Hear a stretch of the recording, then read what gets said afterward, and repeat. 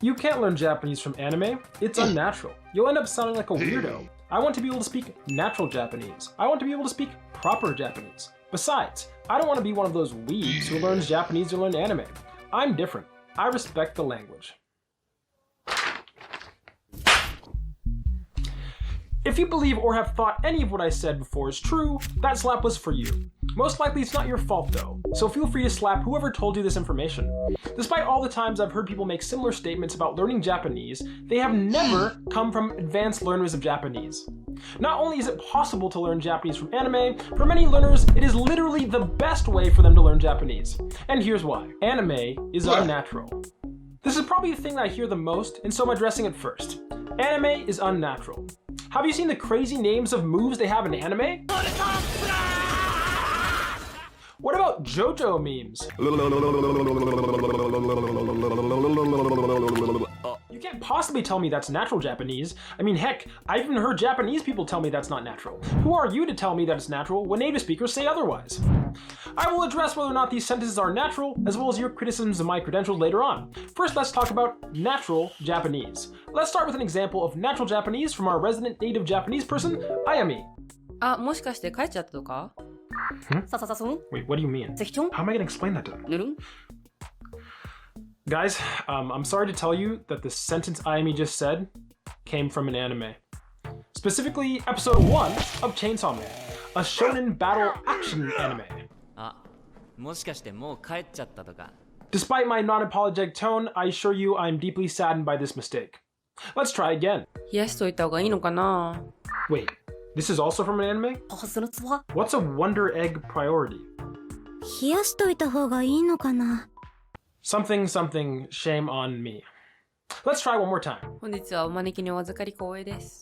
Finally, some proper business Japanese. Dude, what is it this time? Crayon Shin-chan? Dude, that's a children's anime. How could this be a children's anime? 本日はお招きに預かり光栄です. Well, I obviously chose natural sentences to show you that natural sentences exist in anime, but no, my intention is not to claim that only natural sentences exist in anime. Here are some less natural sentences from each of the shows I just referenced. 俺たちはてめえに感謝してんだぜ。早く割れ。割れ。割るんだ。いか赤ちゃん、オラにしっかりついてくるんだぞ。My main point of showing natural Japanese in anime is simply to show that it does exist in all kinds of anime. In fact, I was actually surprised how long it took me to find examples of definitively unnatural Japanese in some of the animes I've looked through. As for the frequency of natural to unnatural Japanese, I will get to that in a second. Natural sentence is not natural Japanese. A sentence might be natural as it's written, but the way delivered can make it unnatural. Sure. Besides the fact that I believe the examples I chose are natural, and in general there are plenty of examples of natural sentences with natural delivery, there is definitely something to be said about this notion of natural delivery. Let's look at an example of anime with exclusively natural sentences with natural delivery. じゃん。かわいいね。何その反応? いや、かわいいなと思って。 That was Peeping Life Library, a comedy series animated based on improvised conversations. Now, putting aside whether this falls into the category of anime or not, it is definitely true that the delivery of dialogue is different from the anime examples I've shown thus far. But is it less natural?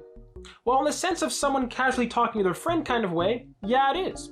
But do you think this この窮地に気づいていないのはかぐやだけであった is more natural than this? この窮地に気づいていないのはかぐやだけであった Now, if you think I'm being ridiculous, have you ever complained about using the news? 時給は平日で30オーストラリアドル To learn Japanese because it is unnatural? Or how about weather channels? 日本を中心に雨が降りやすくなりそうです Or dramas? ゆいちゃんは濡れちゃダメだよ。 Or movies? あ？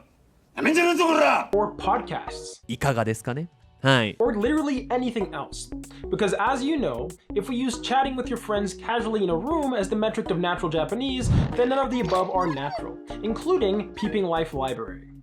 Although it may be subtle to Japanese learners and the sentences and deliveries of the sentences may be natural, the context and frequency that certain phrases are used is hyperbolic, which causes the actors in this scene to break down laughing in this same video.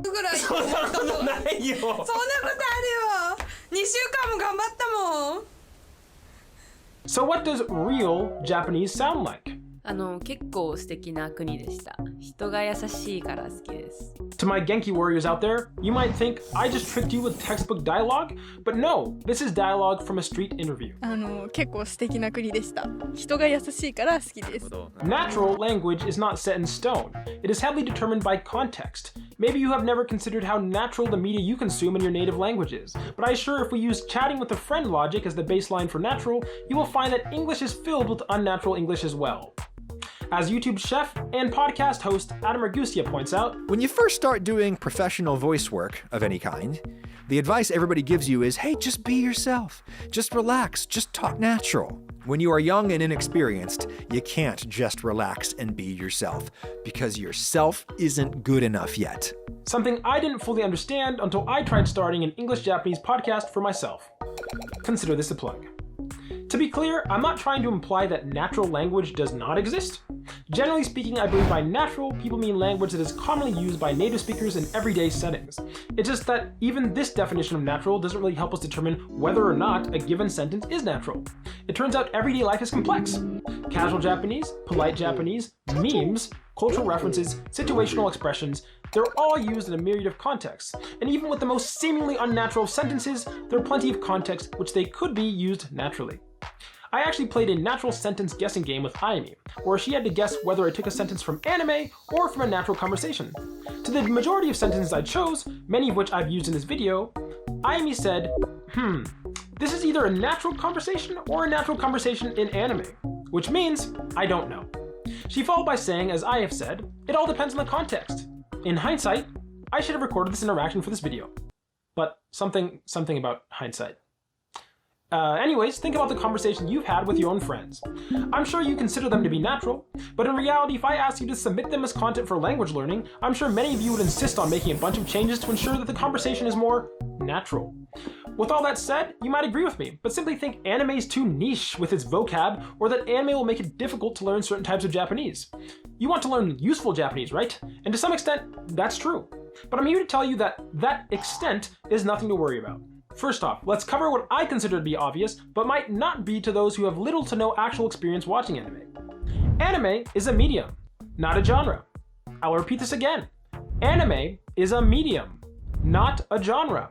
Saying that anime is too niche is like saying American television is too niche, a statement that I hope seems ridiculous on its face as it puts Breaking Bad and Blue's Clues into the same niche category. But anime is just for kids. That's not a fair comparison. So, aside from some recent exceptions due in my opinion to the success and influence of anime, cartoons in the US largely fall into a combination of one of the following three categories: children, comedy, and superheroes. Go ahead, think of your favorite cartoon. I'd be willing to bet that it falls into one of those three. Now with anime, you have shows covering the whole gamut of genres and target audiences. You have dramas about the art of making dictionaries, historical period pieces, slice-of-life comedies, crime thrillers, and anime for every possible activity that could even remotely be considered a sport. So no, comparing cartoons to anime is not a fair comparison. Also, just so you know, according to 2019 statistics from Kadokawa, a large Japanese media conglomerate, 35.15 million Japanese people from the ages of 5 to 69 watch anime, which is about 37% of the 94.57 million that fall within the specified age range. And 40-year-olds represent the largest cohort, not children nor young adults. But let's say you still have doubts about the content contained within anime. I have shown that there are examples of both natural and unnatural Japanese. But putting aside this notion of natural for a second, let's focus on useful and or common Japanese for a second. The Pareto principle, or the 80-20 rule, is an observation that states that in many cases, only a small amount of input is required to produce a large amount of output. In language learning terms, this can be thought to mean you can understand a large amount of movies, books, conversations, etc., while only knowing a comparatively small amount of the vocab in the language. This is because words do not show up at equal rates.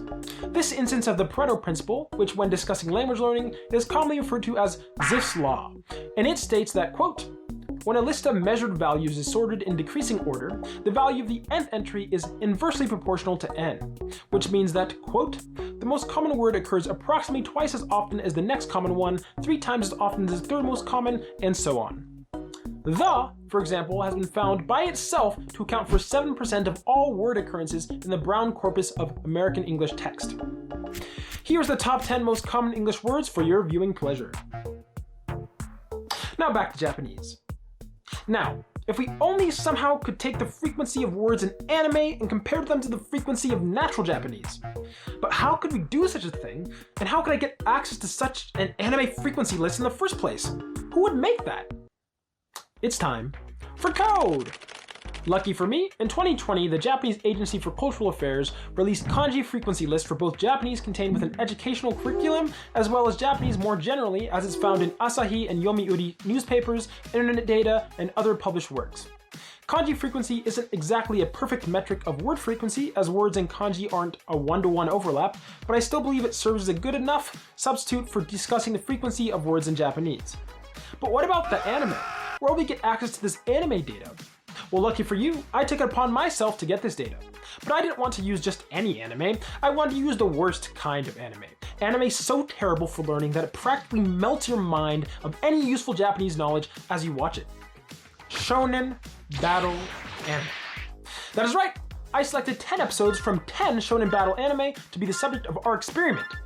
Those anime are Bleach, Chainsaw Man, Demon Slayer, Food Wars, Haikyuu, Hunter x Hunter, JoJo's Bizarre Adventure, Jujutsu Kaisen, My Hero Academia, and Naruto Shippuden. 100 anime episodes in total? Let's talk about my results. Well, first things first, let's do a quick Pareto principle check. Throughout 100 anime episodes, 103,182 kanji showed up. Here's a list of the top 10 most frequent kanji. Clearly, every word isn't exactly half the one before it, but that could be due to my relatively small sample size. What is cool though is that to recognize 80% of the kanji that showed up in these episodes of anime, you'd only need to know about 20% of the Joyo kanji, the set of kanji that are officially used in Japanese government documents and taught through Japanese education. So, the 80-20 rule checks out here. This means you would only have to learn 439 kanji instead of 2,136. Granted, kanji outside the Joyo kanji still do show up, but I restricted the set of kanji that I looked at to the Joyo kanji so that my list was compatible and comparable with the education vocab frequency list. To be clear, 80% of a word and or kanji recognition does not necessarily mean 80% comprehension. This is simply a discussion about useful vocabulary. Let's compare the top 10 educational kanji list to the newspaper internet book kanji list, which I will now refer to as the general kanji list. So, we can see it's not exactly one-to-one, but there are a lot of similarities. Interestingly, the first and third places of both lists are flipped from each other. The kanji for large is in 7th place in the education list, whereas it's 4th place in the general list. Here's the top 10 of the Shonen Battle Anime list, side by side. As we can see, it shares a lot of similarities with the general list, even sharing the same top spot. Through the power of math, it turns out that the mean difference in placement when comparing the education list top 10 to the general list is 27, whereas the median is 11.5. When we compare the education list to the Shonen Battle Anime list, the mean is 19 with a median of 19.5. When we open this up to the top 100, the mean difference between the education and general list is 156, whereas the median difference is 33. As you can see, exceptions heavily skew the data, so I'll be focusing on the median as it gives us more representative results. Now, when we compare the education list to the Shonen Battle Anime list, the top 100 is a median difference of 52, which only differs from the general list comparison by 19 placements. And just if you're wondering, the general list top 100 only differs by a median of 25 placements from the Shonen Battle Anime list. Also, I should mention that the Shonen Battle Anime list 100 episodes are a much smaller sample size than what was used for the government list, as the top character in the education list showed up 16,448 times versus the top character in the Shonen Battle Anime list, which only showed up 1,689 times. Which is to say, the median difference between this list and others may have tightened up with a larger sample size. Now, what does this all mean? Well, despite how crazy it sounds, in terms of sheer vocab, whether you are exclusively sticking to Japanese educational curriculum, newspapers, or Shonen Battle Anime, you'll be encountering a lot of the same useful vocab. Now, I'm aware that this might not convince some of you that anime contains enough natural Japanese, but definitively answering this question, as I said, is difficult. But here are some of my thoughts. Sentence endings and conjugations. Many people like to point to sentence endings as a way to point out the difference between natural and anime Japanese. Now, aside from the fact that impolite, casual, formal, super formal Japanese all have a place in natural Japanese, sentence endings and conjugations are ever present in Japanese, and it is virtually impossible to not come across enough to naturally develop an understanding of their proper usage. Even though anime tends to exaggerate reality, the basis of these exaggerations is still reality. Listening to Toru from Fruits Basket 皆さんにかけられた呪いの正体とは一体何なのでしょう will help you understand how polite Japanese is used. This is despite the fact that I've never met a Japanese person who maintains such a polite level of speech even in casual settings. Similarly, listening to Denji speak from Chainsaw Man 俺は死ぬまで女と付き合えねえんだろうな will help you develop an understanding for impolite Japanese. And with this newfound understanding, it becomes pretty easy to transform impolite sentences to polite sentences and vice versa. The same thing holds true for natural and unnatural sentences. それ何してるんだ Can be altered too. それ何してんの This topic of acquiring natural Japanese reminds you the concept of protein combining. Protein combining is the idea that you should combine at least 2 different kinds of food during your meal to get your essential nutrients if you are on a plant-based diet. Rice and beans, a combination of grains and legumes, would be one example of a protein combined meal. In Diet for a Small Planet, Francis Moore Lepay, an environmental activist, advocates for meatless diets, listing 3 common protein combinations that you can use to ensure that you have a nutritionally balanced meal. In an updated edition of the book 10 years later, she writes, in combating the myth that meat is the only way to get high-quality protein, I reinforced another myth. I gave the impression that in order to get enough protein without meat, considerable care was needed in choosing foods. Actually, it is much easier than I thought. Now replace meatless diets with watching anime, and I feel that we have a similar story. I've never heard nor met anyone who speaks Japanese like an anime character. There are surely beginners of Japanese who like to quote scenes from their favorite shows, but when it comes down to it, their Japanese is not unnatural because they are fans of anime, it is unnatural because they are beginners. Just as it is easy to consume a balanced meatless diet in a country like the US, where there's a relative abundance of food, given enough input of any kind, it is easy to acquire natural and useful Japanese, even through anime. This is not to say that some resources do not have more or less Japanese, it is to say that regardless of what you consume enough of it and you should be fine. Let me close on this discussion of naturalness with a few more thoughts. Natural content is overrated. I said it! How much natural content do you think you are consuming on a daily basis? If you're like any of the 50% of Gen Z that basically live in isolated internet bubbles of endless entertainment streams serving as distractions for their existential dread, then I can guarantee that you spend a colossal amount of time consuming unnatural content. And it's not just you. People rag on unnatural textbooks for secondary language acquisition, but can we talk about the unnatural language hell that is education in general? All these unnatural textbooks for math, science, and even language classes like English. Like, what the hell, teachers? Why are we reading The Great Gatsby when we should be listening to wiretapped conversations of Jim and Bob talking about why they had to beat their wives? What situations do you expect to be using your Japanese in? In these situations, are you speaking to anime characters or real people? If it's the former, let me have some of what you're having. And if it's the latter, then lucky you, your brain is good at something that we call learning. And given enough exposure, you will certainly learn how to not speak like an anime character. Why are you learning Japanese? For many of you, I'm certain that learning anime and or reading manga is one of them, if not the primary reason that you want to learn Japanese. Now, if that's the case, then I can guarantee you that anime is a good resource to learn about anime. And if you're not interested in anime nor manga, well then awesome. Last time I checked, there wasn't a mandatory anime watching ordinance in Japan, so you'll be safe. And finally, you and I both know that the only reason that you have any misgivings about anime as a learning resource is because of your unwarranted subconscious and or conscious prejudice towards anime in the first place. I bet you, as I have, met plenty of people who have learned English as a second language through films, movies, YouTube, and the like. And if I had to take a guess, you didn't think much of it. Just a simple, yeah, that makes sense. But when it comes to anime, suddenly it's an unfathomable proposition. The fact that many students I've tutored in Japanese almost always say something like, yeah, I watch some anime, but I'm not a big fan or anything. I'm not like a weeb. It's just a guilty pleasure of mine. Or, frankly, even more annoying, I'm not like most learners. I actually like Japan for its culture. I don't like anime. Pick me, sensei. I respect Japanese culture. And as we know, anime is the result of a CIA psyop to dumb the masses, not culture. Yeah, I might have embellished the last example. Oh, and to address my credibility, well, first off, Ayumi is a native speaker, and as someone who learned English primarily through watching TV shows and movies, she doesn't disagree with the premise of this video.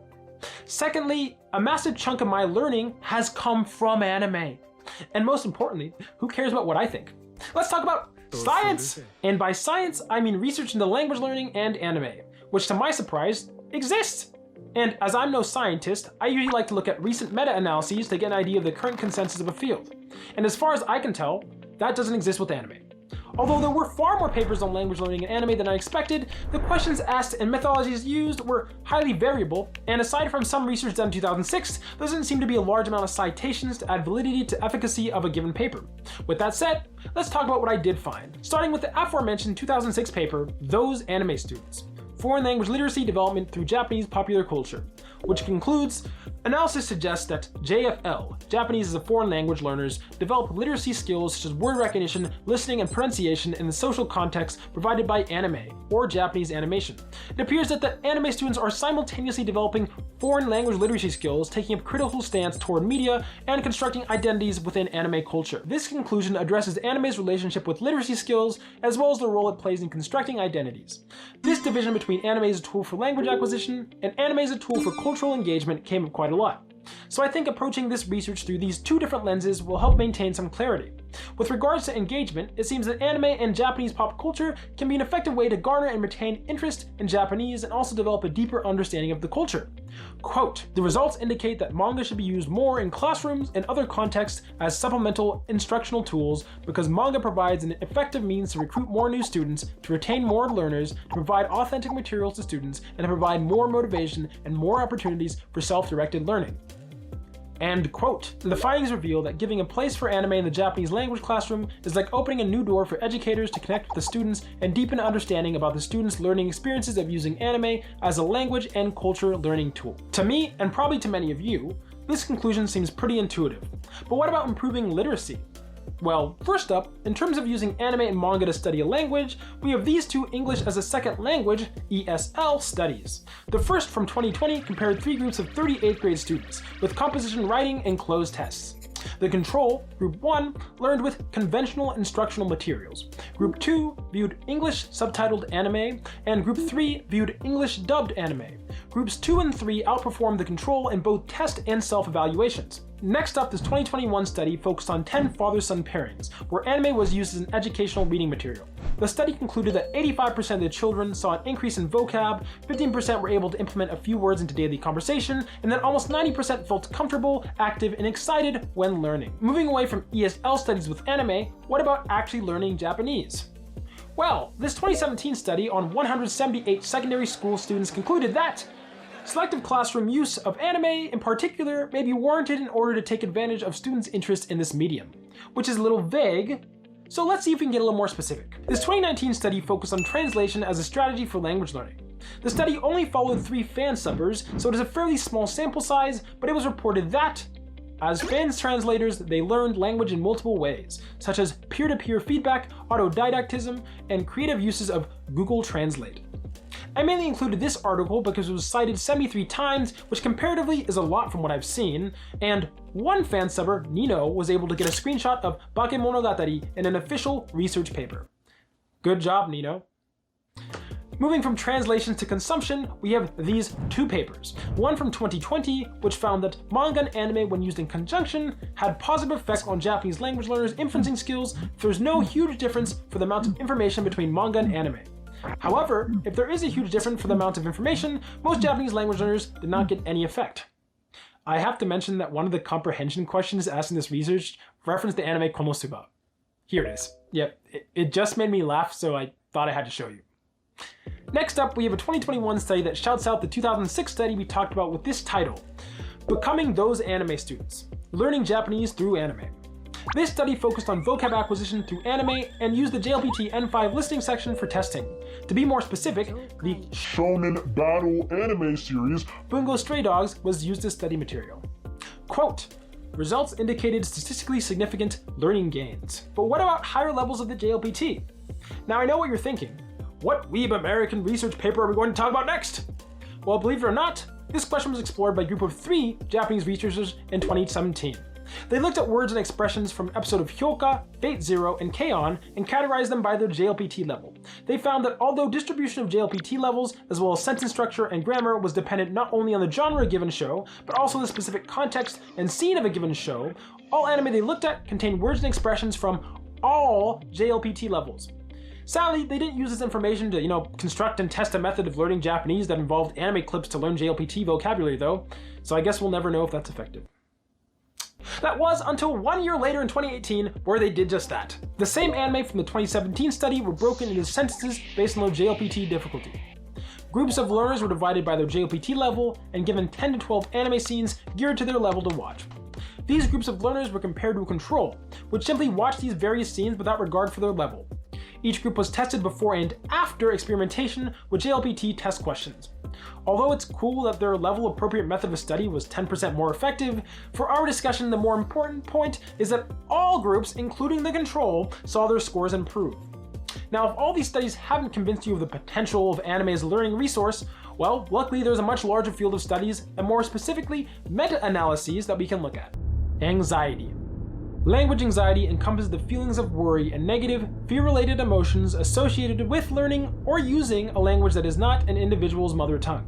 There are many forms of anxiety, such as communication apprehension, fear of negative evaluation, and test anxiety. Given that there are many situation-specific types of anxiety, the positive and/or negative influence of anxiety in its many forms seems to be a topic of contention. With that said, let's look at two recent meta-analyses. First, a 2019 meta-analysis titled Second Language Anxiety and Achievement. 97 reports, 105 independent samples, N equals 19,933 from 23 countries. Quote, overall, this study provides firm evidence for both the negative role of L2 anxiety and L2 learning and the moderating effects of a number of non-linguistic variables. 2022, Taking Stock, a meta-analysis of the effects of foreign language enjoyment. An even larger meta-analysis with regards to the sample size, which concludes that there was a moderate negative correlation between foreign language enjoyment and foreign language anxiety. In turn, moderate positive correlations were found between foreign language enjoyment and willingness to communicate, and foreign language enjoyment and academic achievement, and foreign language enjoyment and self-perceived achievement. These positive associations confirm the value of foreign language enjoyment and foreign language learning, and further affirm the need for researchers to examine positive psychology constructs in the foreign language classroom. So, generally speaking, as a layman, I think we can say that anxiety, probably bad, and enjoyment, probably good. The term incidental learning is used in applied linguistics to refer to the acquisition of a word or expression without the conscious intention to commit the element to memory, such as picking up an unknown word from listening to someone or from reading a text. A 2019 meta-analysis on the topic that looked at 26 studies concluded that there is a medium effect, R equals 0.34, of repetition on incidental vocabulary learning. So, incidental learning, probably good. Meaning-focused materials. The publication Meaning-Focused Materials for Language Learning was developed at a joint conference between many organizations in Netherlands to, quote, bring together researchers, teachers, material developers, and publishers in an effort to improve the effectiveness of language learning materials. A meaning-focused approach on language learning is referenced as an approach which provides exposure to rich input and meaningful use of the L2 in context, which is intended to lead to incidental acquisition of the L2. This approach, is often advocated by methodologists and material development researchers, including me, because of its match with second language acquisition research findings, but is rarely put into practice in classrooms or course books because of its lack of face validity with administrators, teachers, and students who believe in the explicit teaching and learning of languages. Instead, Brian introduces the following strategy for second language acquisition. 1. Exposing learners from early levels to extracts from television sitcoms and soap operas. 2. The teacher talking naturally with the learners. 3. Other proficient users of the target language being invited to the classroom to talk naturally with the learners. 4. The learners being encouraged to look out for English outside the classroom. 5. Setting up a class self-access center consisting of magazines, comics, books, and videos which reflect the reality of language use. 6. Using an immersion approach in which all educational and social interaction is conducted in the target language. Now, at this point, don't make me spell it out. Okay, I'll spell it out. To Japanese fans of anime provides a low anxiety, incidental way to engage with rich and meaningful Japanese in a natural context. I've examined this topic from every possible angle I could think of, From my personal experience and analysis, research on anime and language learning, as well as the research on effective language learning and strategies in general, I don't blame you if you came into this video with the idea that anime and manga and Japanese language learning should not be mixed. But, I mean, hell, even Japanese teachers seem to believe this. Quote, this study exposed a significant teacher-student gap in perceptions about manga, and more specifically, about the use of manga in classroom. But come on, what do you need to hear from me to convince you that anime isn't something to be afraid of? Anime is your friend, not food. And to those who I've convinced, here are some awesome resources for learning Japanese through anime, movies, manga, and more. Voracious, a video player app made for language learning. Unlike other similar web apps or phone apps, Voracious allows you to choose any video that you want to watch. Provide a video and a subtitle track, and then boom, you have subtitles that show the word definition on hover. There are also different modes that allow you to test your listening and or reading skills. You can also select a word, press E, copy and paste the definition to automatically create and send Anki flashcards. Here's an example of one.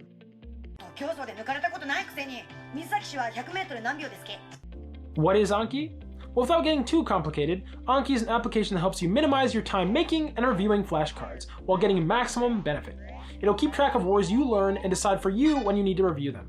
Using Anki to keep track of your flashcards gives you a central source for all your learning, which is just convenient, especially since Anki is available as a web app, a computer app, as well as on your mobile devices. Delvin. For those of you who found the idea of learning from JLPT-geared anime clips intriguing, well, Delvin does just that. A repository of clips from anime, movies, and TV shows. You can adjust the length, difficulty, and repository of clips you want to study from. On top of that, it'll keep track of which ones you've reviewed for you. Super Native. Similar to Delvin, except Super Native uses your experience to determine what clips it wants to show you. Super Native also has some additional modes such as Speakback, which helps you train your pronunciation. Yomi-chan. Hold down Shift and hover over text. And bam! You have the definition of what you are reading pop up. And with one click, you are able to make Anki flashcards with an example sentence, pronunciation, and more. So, while making this video, I was contacted by a potential sponsor about a product that would fit in perfectly. Now, given that I've spent way too much time on this video to risk having my credibility be affected by a sponsorship, and because I didn't want an ad to negatively affect this video's performance, I turned down the offer. With that said, I actually think their website, Hayai Learn, is great, and so although this is not a sponsorship, I will be introducing it to you. Hayai Learn. Learn Japanese through watching YouTube videos. Browse and filter through the available videos on the site by genre, average JLPT difficulty, and more. Or enter any YouTube video link with Japanese closed captioning. Hayai Learn will not only provide you automatic DeepL translations of what you are watching, but will also provide you breakdowns of each word as well as grammar points that come up with links to give you further information. This is in addition to providing example sentences with corresponding timestamps so you can get an idea of how a word is used in different contexts. The site provides many ways to study and learn vocab, but I personally find that pairing this site with something like Yomi-chan can be very helpful. JPDB, a powerful Japanese dictionary all-in-one learning system. Imagine if Anki was integrated natively with Japanese learning resources and was a dictionary. As someone who prefers the flexibility and widespread compatibility of Anki, the real benefit I found with this site is in its difficulty lists. Search, filter, and sort through anime, live-action movies, novels, visual novels, and web novels by difficulty in a variety of ways. Find Japanese content that is close to your level so you can actually both learn and enjoy what you want to read or watch. If you use JPDB's learning system, the site can also recommend new shows to watch based on what you already know, as well as do much more than I'm able to cover in this quick overview. I discovered this site during the process of editing this video. Now back to previous Joey. Akebi, my personal favorite application. A dictionary with infinite functionality. Search up words in English, Spanish, Japanese, Romaji, and or draw them out by hand. Look up stroke order, verb conjugations, sentence examples, and much more. And just like Yomi-chan and Voracious, it is fully compatible with Anki. The only downside is that the application is only available on Android devices. So for Apple users, here's my alternative for you. Shirabe, similar to Akebi, but with less features. One of those that's missing is Anki integration. With that said, you can get the application to work with Anki. And in fact, it's the only free app I could find for iPhones that would work with Anki, which is why I'm recommending it. So hopefully, one or more of those resources will be useful in your Japanese study. If you're interested in using any of the mentioned apps, I'll provide more detailed descriptions about how to use them, and for those Anki users, how to get them to work with Anki. This video is much longer than I thought it would be when I set out to make it. Let me know if you enjoyed it in the comments. Ja ne!